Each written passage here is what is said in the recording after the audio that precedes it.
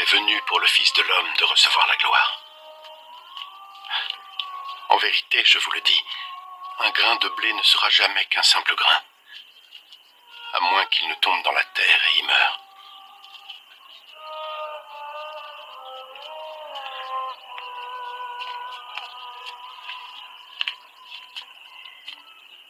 Et quand il meurt, il produit alors beaucoup de graines.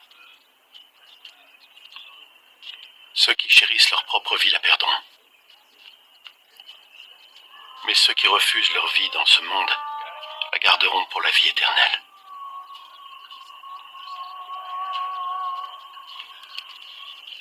Celui qui veut me servir doit me suivre.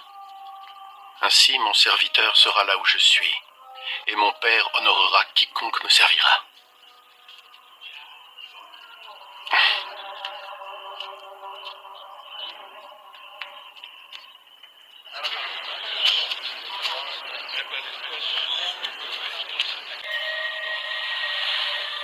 La lumière sera parmi vous pour un peu de temps.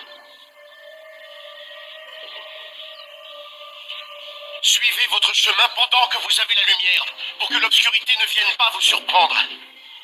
Car celui qui marche dans l'obscurité ne sait pas où il va. Croyez en la lumière pendant que vous l'avez. Vous deviendrez alors des êtres de lumière. Jésus prononça ces paroles pendant qu'il enseignait dans la synagogue de Capernaum. Après l'avoir entendu, plusieurs de ses disciples dirent « Ce discours est trop dur. Qui peut bien écouter ça ?» Sans en être informé, Jésus sentit que ses disciples étaient critiques à ce sujet. Cela vous donne-t-il envie d'abandonner? Que se passerait-il alors si vous voyez le Fils de l'homme retourner à l'endroit où il était auparavant? Ce qui donne la vie est l'Esprit de Dieu. L'homme en tant que tel ne sert à rien. Les paroles que je vous ai transmises apportent la vie et l'Esprit de Dieu.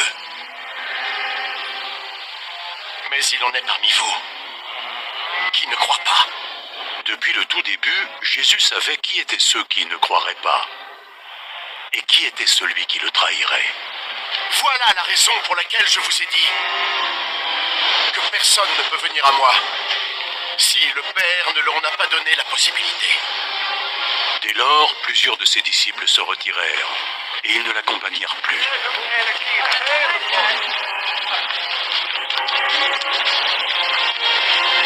Et vous? Vous ne voulez pas partir aussi? Seigneur, et vers où irions-nous? Tu as les paroles qui donnent la vie éternelle. Et désormais, nous croyons et nous savons que tu es le seul et l'unique, l'envoyé de Dieu.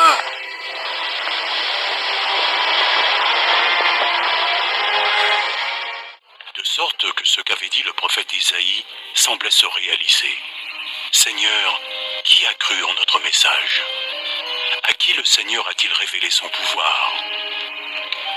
Il n'était donc pas capable de croire parce qu'Ésaïe l'a dit aussi. Dieu les a rendus aveugles et il a fermé leur esprit, afin que leurs yeux ne voient pas et que leur esprit ne comprenne pas. Voilà pourquoi ils se tournent vers moi, dit Dieu, pour que je les guérisse. Ésaïe avait dit cela parce qu'il avait vu la gloire de Jésus et qu'il parlait de lui. Malgré tout, parmi les autorités juives, il y en avait beaucoup qui croyaient en lui. Mais à cause des pharisiens, il n'en parlait pas ouvertement, de peur d'être exclu de la synagogue.